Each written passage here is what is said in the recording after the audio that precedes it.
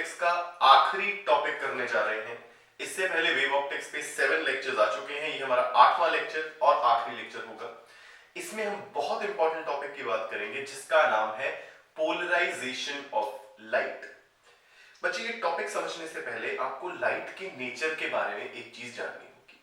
हमने पहले ही लेक्चर में, जब हमने वेव ऑप्टिक्स शुरू किया था, हमने बात की थी लाइट एक इलेक्ट्रोमैग्नेटिक वेव है। My light is an EM wave या इलेक्ट्रोमैग्नेटिक वेव। अब एक इलेक्ट्रोमैग्नेटिक वेव क्या है? एक ऐसी वेव जब प्रोपोगेट ये वेव कर रही है, जब ये वेव ट्रैवल कर रही है, तो इसके ट्रैवलिंग के डायरेक्शन के परपेंडिकुलर हमेशा इलेक्ट्रिक फील्ड और मैग्नेटिक फील्ड एक दूसरे के परपेंडिकुलर वाइब्रेट करते हैं। अगर मैं मैकेनिकल वेव की बात करूं तो उसमें क्या होता है? मैकेनिकल वेव में क्या होता है? वेव प्रोपोगेट कर रही है और उसकी प्रोपोगेशन के डायरेक्शन के परपेंडिकुलर पार्टिकल्स वाइब्रेट कर रहे होते हैं। वेव आगे बढ़ रही है, आगे बढ़ते बढ़ते रास्ते में आने वाले पार्टिकल्स को ऊपर नीचे वाइब्रेट करा रही है। पार्टिकल्स अपनी जगह पे ही हैं, अपनी जगह पे ऊपर नीचे वाइब्रेट कर रहे हैं। But light is an electromagnetic wave. It doesn't need any medium. कोई मीडियम नहीं है, मतलब कोई पार्टिकल नहीं है, तो वाइब्रेट क्या चीज कर रही है? डायरेक्शन वेव के परपेंडिकुलर से वाइब्रेट क्या कर रही है? इलेक्ट्रिक फील्ड और मैग्नेटिक फील्ड। ध्यान से समझना, वेव प्रोपोगेट कर रही है। मान लो मेरी वेव अंदर की तरफ जा रही है, देखा? पोलराइजेशन, चलो बात समझो। पोलराइजेशन ऑफ लाइट में हम मैग्नेटिक फील्ड की बात नहीं करेंगे, हम सिर्फ इलेक्ट्रिक फील्ड की बात करेंगे। When EM wave is travelling in this direction, इस वेव के परपेंडिकुलर, देखना ये भी परपेंडिकुलर है, ये भी, ये सब इसके परपेंडिकुलर, इस वेव के परपेंडिकुलर इलेक्ट्रिक फील्ड वाइब्रेट करेगी। करती मैग्नेटिक फील्ड भी है, बट पोलराइजेशन के लिए हमें सिर्फ इलेक्ट्रिक फील्ड को समझना पड़ेगा।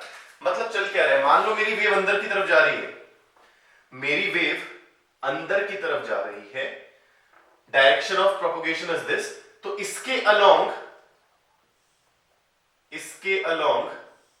हर डायरेक्शन में, इसके अलोंग मेरी वेव जा रही है इस तरफ, इसके परपेंडिकुलर हर डायरेक्शन में इलेक्ट्रिक फील्ड वाइब्रेट कर रही होगी। इस डायग्राम को ध्यान से समझो। वेव इज गोइंग इनसाइड, मेरी वेव अंदर की तरफ जा रही है, और जैसे जैसे ये चल रही है, हर पॉइंट पे इलेक्ट्रिक फील्ड इसकी डायरेक्शन के परपेंडिकुलर वाइब्रेट कर रहा है। Wave is nothing, it is just a disturbance. इस केस में डिस्टर्बेंस क्या है? इलेक्ट्रिक फील्ड का वाइब्रेट होना वेव के परपेंडिकुलर हर पॉसिबल डायरेक्शन में। अगर मैं ऐसे बनाऊं, मान लो मेरी वेव इस तरफ जा रही है, तो मैं इसके परपेंडिकुलर एक प्लेन बनाऊं, वेव जा रही है, वेव जा रही है और इसके परपेंडिकुलर एक प्लेन बनाया, ऐसे ही दिखेगा। तो इस प्लेन पे हर जगह मेरी इलेक्ट्रिक फील्ड वाइब्रेट कर रही है। ज्यादा अच्छा यहां समझ आ रहा है। वेव अंदर जा रही है और डिस्टर्बेंस क्या है? हर पॉइंट पे इलेक्ट्रिक फील्ड का ऑसिलेट या वाइब्रेट होना। बात समझ में आई? चलो, अब आपको पता लगेगा असल में पोलराइजेशन है क्या। पोलराइजेशन समझने के लिए सबसे पहले हमें देखना पड़ेगा अनपोलराइज्ड लाइट क्या है। ध्यान से समझेंगे, हेडिंग डालेंगे अनपोलराइज्ड लाइट। ये चीज नोट कर लेंगे, एक बार लिखवा भी देता हूं। In an EM wave, electric field and magnetic field vectors are vibrating perpendicular to direction of propagation of wave। अभी हम सिर्फ इलेक्ट्रिक फील्ड की बात कर रहे हैं, यानी वेव जा रही है अगर अंदर की तरफ, प्रोपोगेशन वेव की अंदर की तरफ है, तो इस प्लेन में इसके परपेंडिकुलर इलेक्ट्रिक फील्ड ऑसिलेट करता रहेगा। वेव जा रही है ऐसे, हर पॉइंट पे इलेक्ट्रिक फील्ड वाइब्रेट करती रहेगी। हर पॉइंट पे इलेक्ट्रिक फील्ड वाइब्रेट कर रही है इसके डायरेक्शन के परपेंडिकुलर, वेव की डायरेक्शन के परपेंडिकुलर। देखो सारे परपेंडिकुलर ही है, वेव इधर जा रही है, चाहे मैं ये बनाऊं, ये भी वेव के परपेंडिकुलर है, ये भी वेव के डायरेक्शन के सब परपेंडिकुलर है। अब हम लिखेंगे unpolarised light. What is unpolarised light? जिसकी अभी बात की मैंने, उसी नेचर को मैं बोलता हूं ये अनपोलराइज्ड लाइट है। अगर मैं एक स्टेटमेंट में इसको बोलने की कोशिश करूं तो क्या बोलूंगा? A light wave in which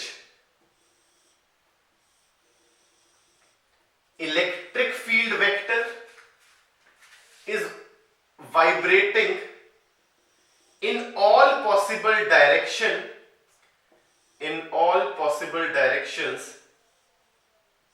perpendicular to the motion of wave। जो बात की वही बता रहे हैं, perpendicular to the motion of wave, ये इसका प्लेन होगा एक परपेंडिकुलर, इस पे हर डायरेक्शन में but perpendicular to the wave electric field जब ऑसिलेट कर रही है, उस लाइट को मैं बोलूंगा it is unpolarised light. Unpolarised light, बात समझ में आई? तो अनपोलराइज्ड लाइट क्या है? इन विच द लाइट या फिर the electric field is vibrating. अब क्या बोल सकता हूं? It is vibrating in a plane, और ये प्लेन क्या है? Perpendicular to motion of wave. बात समझ में आई? वेव जा रही है ऐसे, ये इसके परपेंडिकुलर प्लेन है, और इस पॉइंट पे हर डायरेक्शन पे इलेक्ट्रिक फील्ड ऑसिलेट कर रही है। ऑसिलेट करने का मतलब इस पॉइंट पे इलेक्ट्रिक फील्ड का मैग्नीट्यूड कभी बढ़ रहा है, कभी घट रहा है, हर पॉसिबल डायरेक्शन में बढ़ रहा है, घट रहा है। बात समझ में आई? This is my unpolarised light. तो पोलराइजेशन का मतलब क्या हुआ? ध्यान से समझेंगे। ये तो मेरी अनपोलराइज्ड लाइट थी, जहां पर इलेक्ट्रिक फील्ड एक प्लेन में हर पॉसिबल डायरेक्शन में ऑसिलेट कर रही है, perpendicular to the motion of wave। So what is my polarized light? ध्यान से समझना बच्चे, ध्यान से समझना। मैं अनपोलराइज्ड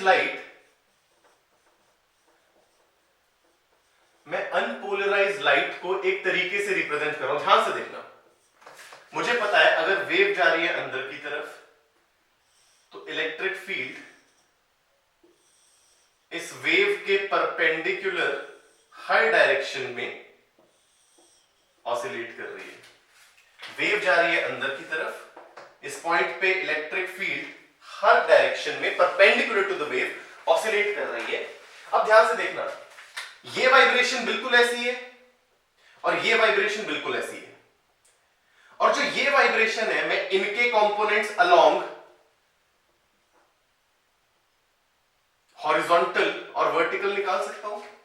इस वाइब्रेशन का एक कंपोनेंट वर्टिकल की तरफ होगा, एक हॉरिजॉन्टल, इस वाली का भी एक हॉरिजॉन्टल एक वर्टिकल, इस वाली का भी एक हॉरिजॉन्टल एक वर्टिकल, इस वाली का भी एक हॉरिजॉन्टल एक वर्टिकल।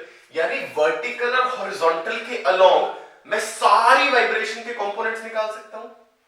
यानी जितनी भी वाइब्रेशन है, क्या मैं इसको अब ऐसे रिप्रेजेंट कर सकता हूं?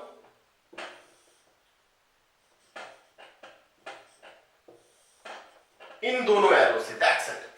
क्योंकि इनके कंपोनेंट, इसको मैंने तोड़ा इधर और इधर, इसको तोड़ा इधर इधर, इसे तोड़ा इधर इधर, इसे तोड़ा इधर इधर, तो इन शॉर्ट ऐसे लिख सकता हूं मैं इसे।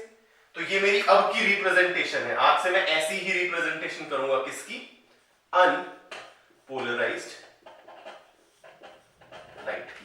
फॉर एग्जांपल जैसे वेक्टर है, मान लो यहां 10 न्यूटन है, इधर 2 न्यूटन है, इधर 5 न्यूटन है, मान लो इधर 5 न्यूटन है, इधर 10 न्यूटन है, इधर 2 न्यूटन है, इधर 2 न्यूटन है, इधर 2 न्यूटन है। This is 30 30 30 30। तो मैं इनके कंपोनेंट इसके और इसके अलोंग निकाल सकता हूं, इसके और इसके अलोंग निकाल सकता हूं, इसका मैं इसके अलोंग निकाल सकता हूं, इस वाले का भी इसके अलोंग। तो इन शॉर्ट मैं लिखूंगा कुछ ऐसा ही कुछ मिल जाएगा मुझे, वैल्यू चेंज होगी, ऐसा ही कुछ मिल जाएगा। अब इलेक्ट्रिक फील्ड भी तो वेक्टर ही है, यानी बाकी जो इस वाले डायरेक्शन में थे उनके कंपोनेंट्स में अलोंग वर्टिकल और हॉरिजॉन्टल बना सकता हूं। यानी अब से मैं इस तरीके से रिप्रेजेंट करूंगा एक अनपोलराइज्ड लाइट। और अगर मैं इधर बनाऊं ऐसे 3D में बनाऊं, ऐसे 3D में बनाऊं, तो मैं कैसे रिप्रेजेंट करूंगा? ये तो वेव मैं मान रहा हूं अंदर जा रही है, तो मैं ऐसे रिप्रेजेंट करूंगा। अगर वेव ऐसे जा रही है तो एक कैसा कंपोनेंट होगा? वर्टिकल। और हॉरिजॉन्टल कुछ ऐसा होगा, उसे मैं डॉट से रिप्रेजेंट करूंगा। तो ये भी मेरी रिप्रेजेंटेशन हो गई अनपोलराइज्ड लाइट की। बात समझो, वेव अंदर जा रही है तो ऐसे रिप्रेजेंट करूंगा, और वेव को मैं इधर बना रहा हूं बोर्ड पे, तो मैं अनपोलराइज्ड लाइट को ऐसे रिप्रेजेंट करूंगा। बात समझ में आई बच्चे? चलो, अगर आपको अनपोलराइज्ड लाइट समझ में आई तो पोलराइज्ड लाइट क्या है ध्यान से समझना। पोलराइज्ड लाइट क्या है? पोलराइज्ड लाइट क्या है? अच्छा, मान लो ये मेरी अनपोलराइज्ड लाइट थी, वेव का मोशन इस तरफ है, वेव का मोशन इस तरफ है। हमारे पास एक चीज होती है जिसे मैं बोलता हूं पोलरॉइड या पोलराइजर। एक डिवाइस है जिसे मैं बोल रहा हूं पोलराइजर या polaroid. This is known as polarizer या पोलरॉइड। इसमें आपको ना कुछ एक्सेस मिलेंगी। इसे 3D में बनाता हूं मैं, ध्यान से देखना। 3D में अगर बनाऊं तो मैं कुछ ऐसे बनाऊंगा।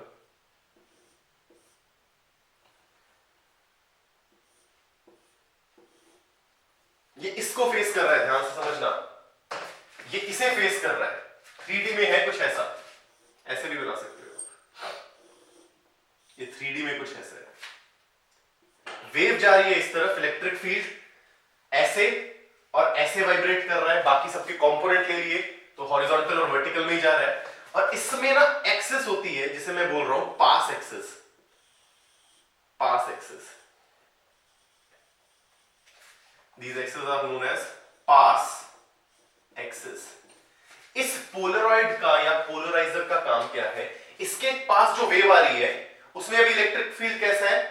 या तो ऐसे वाइब्रेट हो रहा है वर्टिकली, या तो ऐसे वाइब्रेट हो रहा है हॉरिजॉन्टली। इस पास एक्सिस, ये पास एक्सिस कैसे बनी है? ऐसे ऐसे बनी है। ये पास एक्सिस ऐसे ऐसे बनी है। तो जो इस पास एक्सिस के, ध्यान से देखो, ये मेरी पास एक्सिस है, ऐसे ऐसे सलाखें एक तरफ की, एक तरह से सलाखें हैं, ऐसे सलाख, जेल की सलाखें होती हैं, और उसमें दो चीजें जा रही हैं, एक वाइब्रेशन ऐसे और एक वाइब्रेशन ऐसे। तो इसमें से सिर्फ पास क्या कर पाएगा? ये वाली वाइब्रेशंस। तो जो यहां पर लाइट आएगी उसमें सिर्फ वर्टिकल वाइब्रेशन थी, ये हॉरिजॉन्टल वाइब्रेशन निकल गई। ऐसी वेव को मैं बोल दूंगा पोलराइज्ड लाइट। बात समझ में आई? अगर यहां पर मैं ऐसे बना देता इस पोलराइजर को, ये मेरी अनपोलराइज्ड लाइट थी जिसमें वर्टिकल भी और हॉरिजॉन्टल भी इलेक्ट्रिक फील्ड है। अगर मैं इस पोलराइजर को ऐसे बना देता जिसमें पास एक्सिस हॉरिजॉन्टल है, जिसमें पास एक्सिस हॉरिजॉन्टल है, दोनों डायरेक्शन में वाइब्रेशन हो रही थी, इधर भी इधर भी। अब पास एक्सिस ऐसे वाली है तो इसके आगे क्या जा पाएगा? सिर्फ हॉरिजॉन्टल वाइब्रेशंस। तो इसके आगे सिर्फ हॉरिजॉन्टल वाइब्रेशन, डॉट का मतलब हॉरिजॉन्टल वाइब्रेशंस। यहां पर क्या जा पा रही थी? सिर्फ वर्टिकल वाइब्रेशंस।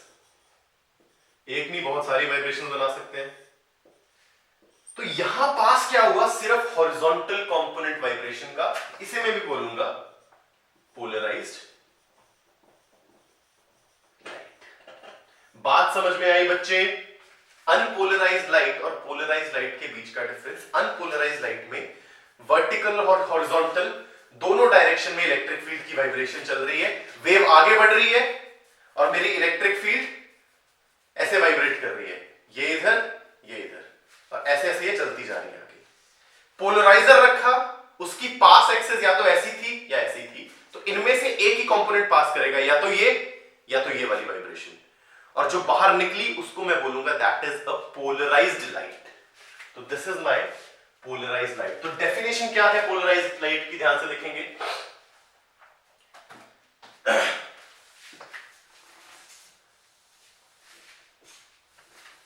डेफिनेशन क्या हुई पोलराइज्ड लाइट की, लिखेंगे इन विच इलेक्ट्रिक फील्ड,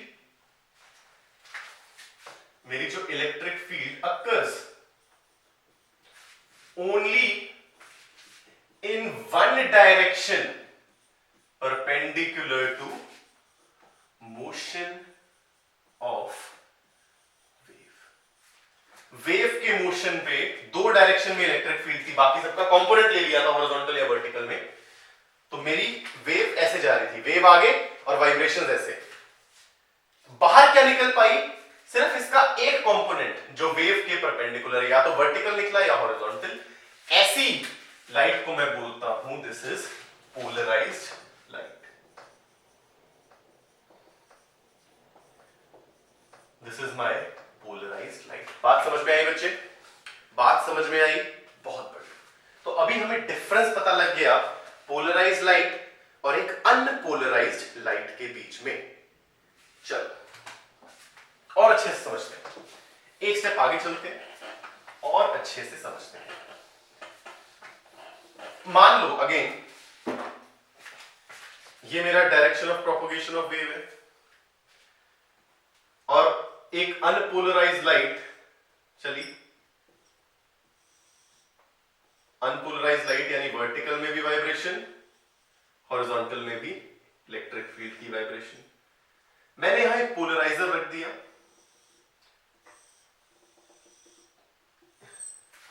अब इसकी ना शेप डिफर करेगी, अलग अलग ऑथर्स, आप एच सी वर्मा पढ़े, डीसी पांडे पढ़े, कई में ये पोलराइजर ऐसा बना होगा पास एक्सिस, कई में इस शेप का, कईयों में जैसे मैं बना रहा हूं वैसा। अभी 3D में ये आसानी से बन जाता है, इसीलिए मैं ये यूज कर रहा हूं। ये शेप सिर्फ इसलिए यूज कर रहा हूं बिकॉज 3D में अच्छे से बन जाती है, 3 डायमेंशन में ये शेप अच्छे से बन जाती है। सीधी लाइन बन जा,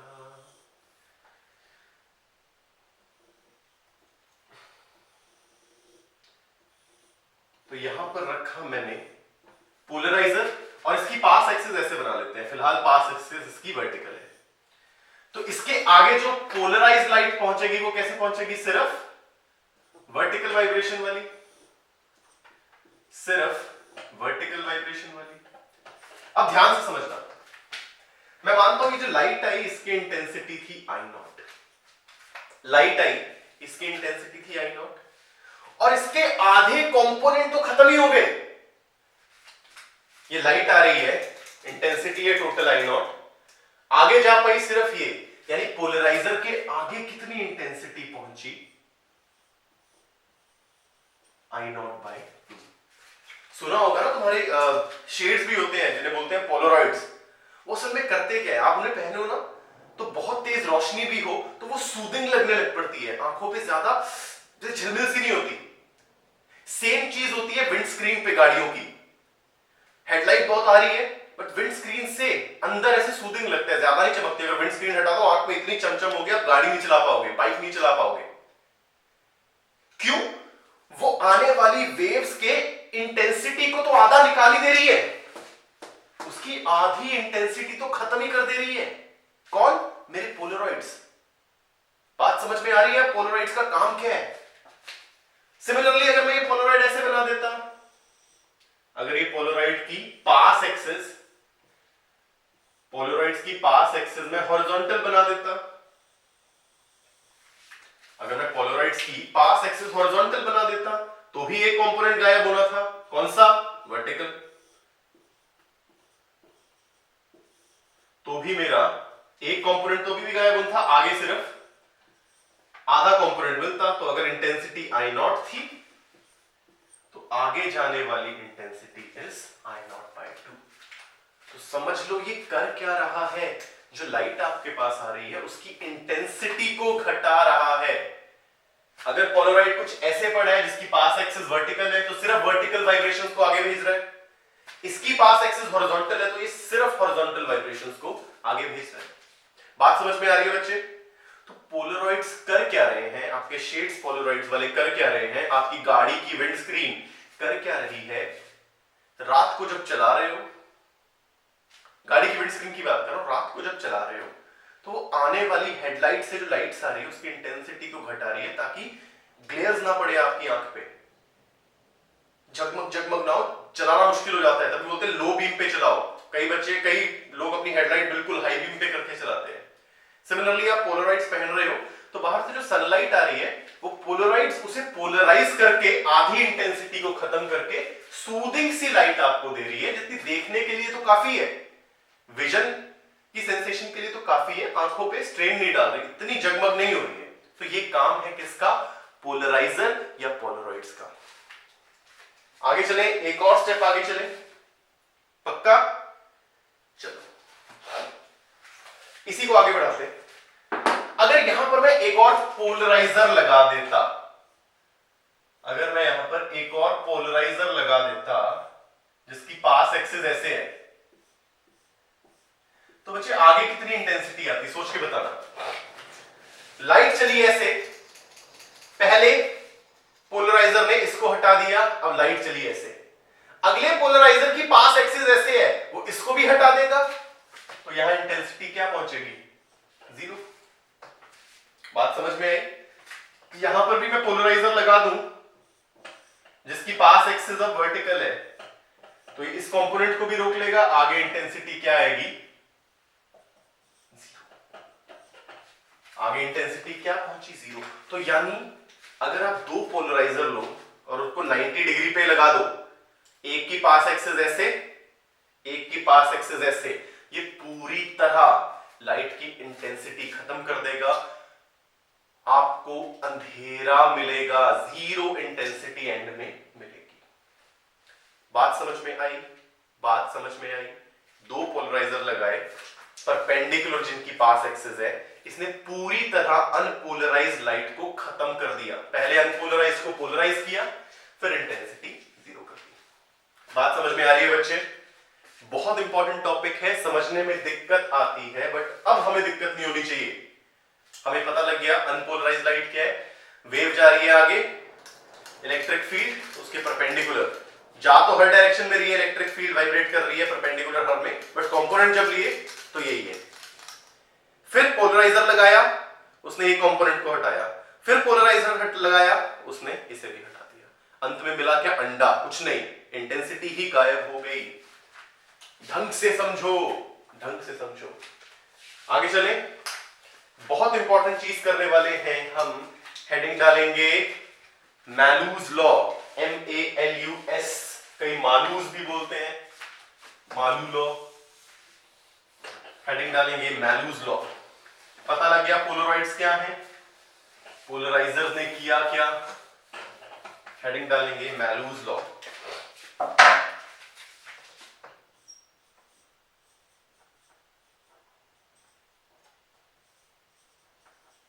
ये लॉ हमें बता क्या रहा है, लिखेंगे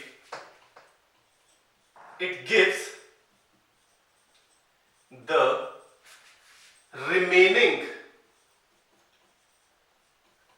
it gives the value of, it provides, yeah, it gives the value of remaining intensity of light wave when it passes through a Polaroid या पोलराइजर। मेरी वेव जब पोलराइजर से पास करेगी तो उसके बाद कितनी इंटेंसिटी बची ये उसकी नॉलेज आपको देगा। अभी तक देखना हमने किया क्या है, अभी तक किया क्या है सर, हमें पता है तो I0/2 फिर 0। अभी तक हमने ये पास एक्सिस या तो वर्टिकल बनाई है या हॉरिजॉन्टल। ये पास एक्सिस किसी एंगल पे भी तो हो सकती है, ये लाइट आ रही, पास एक्सिस अगर ऐसे है तो ये कंपोनेंट आगे जा रहा, अगर ऐसे है तो ये कंपोनेंट आगे जा रहा, बट पास एक्सिस ऐसे हुई तो क्या आगे जाएगा, कितनी इंटेंसिटी आगे पहुंचेगी, वो हमें मैलूस लॉ बता रहा है। ध्यान से समझेंगे। हाँ जी, मेरा मालूस लॉ बोल क्या रहा है, ध्यान से समझना। फिर से बनाते हैं पोलराइड्स। मान लो मेरी ये है direction of propagation of wave, यहां से एक अनपोलराइज्ड लाइट आई, बनाना सीख लिया। सर बनाना मतलब केला, केला नहीं, केला नहीं, बनाना मतलब ड्रॉ करना सीख लिया। हाँ जी, चल मैंने एक पोलराइजर यहां लगाया, मैंने एक पोलराइजर यहां लगाया। मान लो इसकी पास एक्सिस है, इसकी पास एक्सिस है ऐसे, नहीं पास एक्सिस वर्टिकल मान लो थोड़ी देर के लिए, इसकी पास एक्सिस है वर्टिकल, तो इसके आगे कौन सा कंपोनेंट जाएगा, वर्टिकल वाला। जिस तरह की पास एक्सिस है वैसा कंपोनेंट आगे निकल जाएगा, दूसरा रुक जाएगा, ये कंपोनेंट आगे निकला।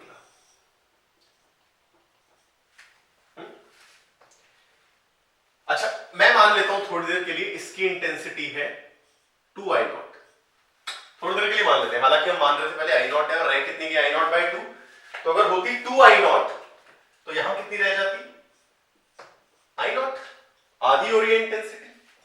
अब मैंने किया क्या, एक और पोलराइजर लगाया, एक और पोलराइजर लगाया, बट अब इसकी एक्सिस ना वर्टिकल है ना हॉरिजॉन्टल, इसकी एक्सिस मान लो कुछ ऐसे, इसकी एक्सिस ना पूरी तरह वर्टिकल है ना पूरी तरह हॉरिजॉन्टल। लास्ट क्वेश्चन में हमने पहले वाले की एक्सिस ऐसे, दूसरे की एक्सिस, तो एंड में इंटेंसिटी गई नहीं थी, बट अब यहां कुछ इंटेंसिटी पहुंचेगी, अब यहां कुछ इंटेंसिटी पहुंचेगी। अभी पूरी तरह ब्लॉक नहीं हो रहा, पूरी तरह ब्लॉक कब होता, जब इसकी पास एक्सिस होती ऐसे, पास एक्सिस होती ऐसे, ये पूरी तरह ब्लॉक हो जाता।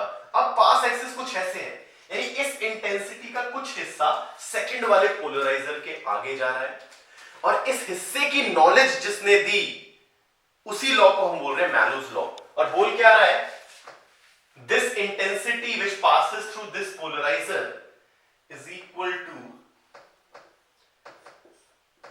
I0 cos square theta. Sir ये थीटा, थीटा क्या है, what is this theta? Theta is angle between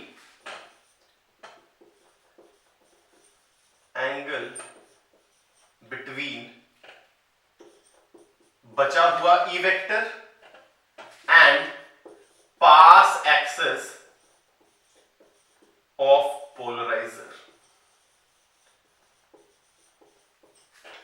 ये अब देखो ये 3D में है, ध्यान से समझना, ये प्लेन ऐसे है, पोलराइजर ऐसे पड़ा है जिसकी पास एक्सिस ऐसे है, पोलराइजर दूसरा वाला ऐसे पड़ा है, बट पास एक्सिस अब इसकी ऐसे है।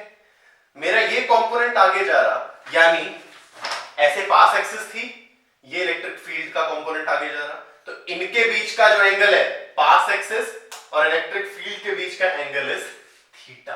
तो this theta is angle between electric field and pass axis. बात समझ में आई? आप इसे प्रूव भी कर सकते हो, इसे प्रूव भी कर सकते हो, ज्यादा मुश्किल नहीं है, बट 3D में थोड़ा सोचना पड़ेगा, ध्यान से समझना। ये इलेक्ट्रिक फील्ड का कंपोनेंट था। अच्छा देखना, मैं एम्पलीट्यूड मान लेता हूं थोड़ी देर के लिए, जो ये एम्पलीट्यूड है वो है ए नॉट। ये जो इलेक्ट्रिक फील्ड ऑसिलेट कर रही है उसका एम्पलीट्यूड है ए नॉट। तो ये ए नॉट एम्पलीट्यूड वाला इलेक्ट्रिक फील्ड आगे जा रहा है, बट इसे पास एक्सिस मिली ऐसे और उसके बीच का एंगल थीटा।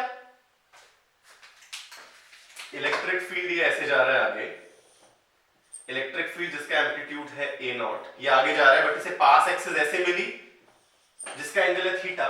तो ए नॉट का कंपोनेंट, ए नॉट का सिर्फ वही कंपोनेंट आगे जाएगा जो इस पास एक्सिस के अलोंग होगा। देखो ना, यहां आगे क्या गया था, वो इलेक्ट्रिक फील्ड का कंपोनेंट, एक ऐसे था एक ऐसे था, वो इलेक्ट्रिक फील्ड का कंपोनेंट आगे गया जो एक्सिस के अलोंग था। तो इसका भी एम्पलीट्यूड वो आगे जाएगा जो इस पास एक्सिस के अलोंग होगा। क्या होगा? ए नॉट कॉस ऑफ थीटा। यानी यहां पर अगर एम्पलीट्यूड ए नॉट था तो आगे क्या पहुंचा amplitude A not cos theta. और हमने बात की थी, क्या बात की थी बच्चे? याद है इंटरफेरेंस में हमने बात की थी, my intensity is directly proportional to amplitude का स्क्वायर। यानी मैं लिख सकता हूं my intensity is equal to k times amplitude square. यहां इंटेंसिटी क्या थी? के टाइम्स ए नॉट स्क्वायर। और यहां पर क्या होगी? के टाइम्स यहां के एम्पलीट्यूड का स्क्वायर यानी ए नॉट कॉस थीटा का होल स्क्वायर। मैं यहां लिख सकता हूं I is equal to k A naught square cos square theta. और ये के ए नॉट स्क्वायर ही क्या है? I naught. तो मुझे क्या मिल गया? I is equal to I naught cos square theta. बात समझ में आई? ये प्रूफ समझ नहीं आता बच्चों को, 3D में है थोड़ा। कंपोनेंट गया एम्पलीट्यूड का, ए कॉस थीटा आ गए या ए नॉट कॉस थीटा आ गए। यहां इंटेंसिटी थी ये, यहां इंटेंसिटी है, साफ पता लग रहा है। I इज इक्वल टू आगे जाने वाली इंटेंसिटी इज इक्वल टू पीछे जो इंटेंसिटी थी उसके साथ कॉस स्क्वायर थीटा मल्टीप्लाई हुआ है। What is theta? It is angle between electric field and pass axis of second polariser. This is my Malus law या मालूज लॉ। बात समझ में आई बच्चे?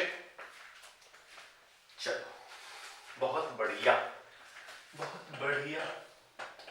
आखिरी टॉपिक हम करने वाले हैं अपनी पोलराइजेशन का और वेव ऑप्टिक्स का। पूरी तरह रैप अप होने वाली है वेव ऑप्टिक्स। हर एक पॉसिबल कॉन्सेप्ट डिस्कस हुआ है, बहुत ज्यादा डिटेल में डिस्कस हुआ है। बात समझ में आई कि नहीं?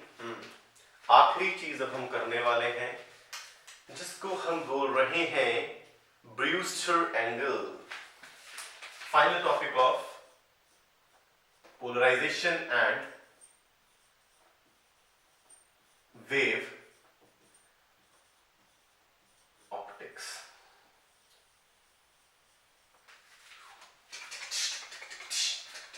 देखो हुआ क्या ना, क्या देखे, एक्सपेरिमेंटली एक चीज देखी गई। मान लो ये इंटरफेस है दो मीडियम्स का, दोनों मीडियम्स ट्रांसपेरेंट है, दोनों मीडियम ट्रांसपेरेंट है, और मेरी ये वेव आई,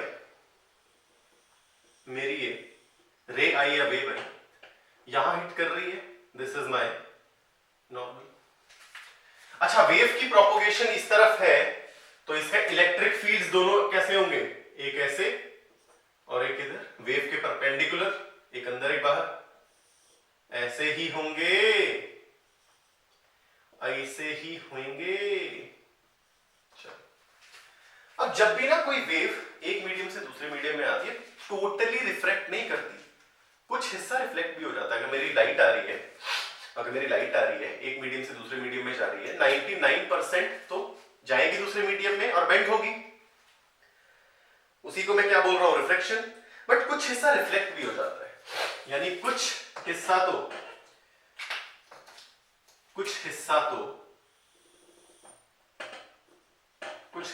रिफ्लेक्ट होगा, बट कुछ हिस्सा रिफ्लेक्ट हो जाएगा। इस लाइट का कुछ हिस्सा रिफ्रैक्ट होगा, कुछ हिस्सा रिफ्लेक्ट होगा। और देखा गया जब ये दोनों कंपोनेंट्स रिफ्लेक्टेड और रिफ्रैक्टेड 90 डिग्री पे हैं, जब ये दोनों हिस्से हमेशा 90 पे नहीं होंगे, मैं कोई वेव, ये रे भेज रहा हूं, कभी ये किसी एंगल पे, मैंने ये एंगल इंसिडेंट चेंज किया, मैंने ये एंगल ऑफ इंसिडेंस चेंज किया, फिर किसी एंगल पे ये दोनों कंपोनेंट आए, एक ऐसा एंगल ऑफ इंसिडेंस होगा जब रिफ्रैक्टेड और रिफ्लेक्टेड रे 90 डिग्री पे होगी। और जब ऐसा होगा तो देखा क्या गया, जो मेरी रिफ्रैक्टेड रे थी उसमें सिर्फ इलेक्ट्रिक फील्ड का एक ही कंपोनेंट आया, यानी ये वाली लाइट क्या हो गई, पोलराइज।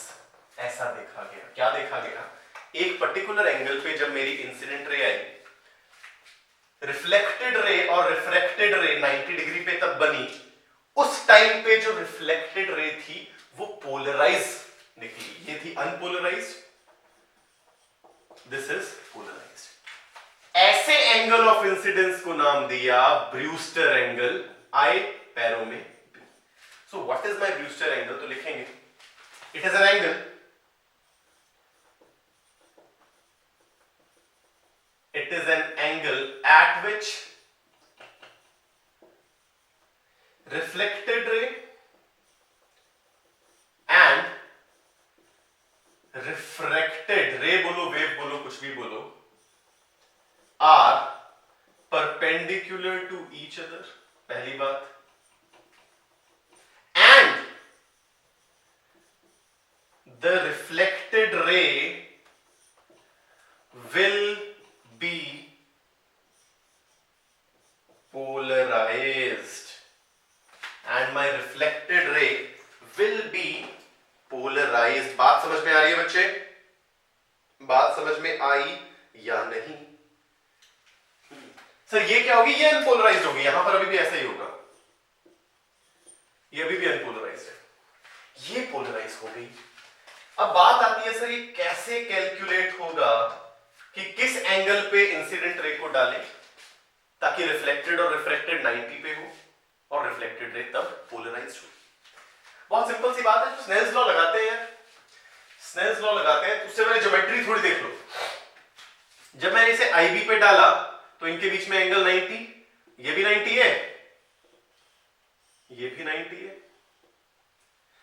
तो ये इंसिडेंट रे है, ये रिफ्लेक्टेड, अगर ये आईबी है तो ये भी आईबी होगी, रूल्स तो नहीं बदल रहे ना मेरे भाई।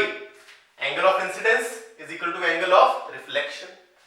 ये पूरा 90 था तो ये क्या बना, 90 माइनस ब्रूस्टर एंगल। अब ये भी पूरा 90 है तो ये क्या बना, बताओ बताओ, ये एंगल कितना बना, this was IB, this is 90 minus IB, what is this, ये भी पूरा 90 है, ये वाला पूरा 90 है, क्यों, दोनों रे आपस में 90 है, तो दिस प्लस दिस 90 होना चाहिए, थोड़ी देर के लिए x मान लो, तो x plus 90 minus Brewster angle is equal to 90, 90 90 मर गया, तो x क्या आया, ब्रूस्टर एंगल के बराबर, यानी ये भी किसके बराबर आ गया, ब्रूस्टर एंगल के बराबर। बात समझ में आई? ज्योमेट्री चल रही है, कुछ खास नहीं हो रहा, ज्योमेट्री चल रही है, कुछ खास नहीं हो रहा। और अगर अब ये आईबी है तो इस रे ने नॉर्मल के साथ क्या बनाया, 90 माइनस आईबी, ये नॉर्मल और सरफेस में एंगल 90 है, जिसमें से अगर ये आईबी है तो ये 90 माइनस आईबी, काम खत्म, स्नेल्स लॉ लगा लो इस पॉइंट ओ पे, वी अप्लाई स्नेल्स लॉ, कहां पर, एट ओ। मान लो एयर से आई, मान लो एयर से आई, तो यहां का रिफ्रैक्टिव इंडेक्स 1 और इस मीडियम का म्यू मान लेते हैं, तो जहां से राइट आई इंटू वहां के एंगल का sine, sine of I B equals to जहां गई वहां का रिफ्रैक्टिव इंडेक्स इज म्यू, वहां के एंगल का sine, sine of refracted angle, angle of refraction ये नहीं है, ये है 90 माइनस आई बी। तो पता क्या चला, हाँ जी, sine 90 minus theta, sine 90 minus I B है, what is sine 90 minus theta, बताएंगे यार, गड़बड़ नहीं करेंगे, what is sine 90 minus theta, सुना है आजकल कॉस थीटा होता है, तो ये क्या बन गया, sine I B is equal to mu cos I B. नीचे इसे ले आए तो आजकल साइन और कॉस क्या चल रहा है, सर tan चल रहा है, क्यों, कल कुछ और चल रहा था, sine by cos I B is tan I B is equal to mu, mu is refractive index of this medium, तो मेरा आई बी यानी मेरा Brewster angle is tan inverse of refractive index, please ये लिख लेंगे, this is how we calculate Brewster angle. क्या है Brewster angle, वो angle of incidence, it is that angle of incidence, ये वो एंगल ऑफ इंसिडेंस है जब रिफ्लेक्टेड और रिफ्लेक्टेड रे के बीच में 90 डिग्री का एंगल है, और देखा गया तब रिफ्लेक्टेड रे पोलराइज्ड थी, एक ही एक्सिस में, एक ही डायरेक्शन में इलेक्ट्रिक फील्ड की वाइब्रेशन रह गई। तो ये बात थी बच्चे पूरे वेव ऑप्टिक्स की। हर पॉसिबल कंसेप्ट डिस्कस हो चुका है, बहुत डिटेल में, बहुत अच्छे से डिस्कस हुआ है। अब कोई इश्यू होना नहीं चाहिए, रिवाइज करें, क्वेश्चंस का वेट करें, बार बार रिवाइज करो, एक बार, दो बार, तीन बार, चार बार, बार बार सारे कंसेप्ट रिवाइज करो, हर चीज दिमाग में डालो, हर फॉर्मूला शीट में लिखो। वेव ऑप्टिक्स के सारे फॉर्मूला शीट्स पे होने चाहिए, वो मेरे पास आनी चाहिए। बात समझ में आ रही है? चलो, तो बज गए हैं सुबह के 4:13। होता है हमारा लेक्चर खत्म। मिलते हैं अगले लेक्चर में। पढ़ते रहें। Best of luck. जय हिंद।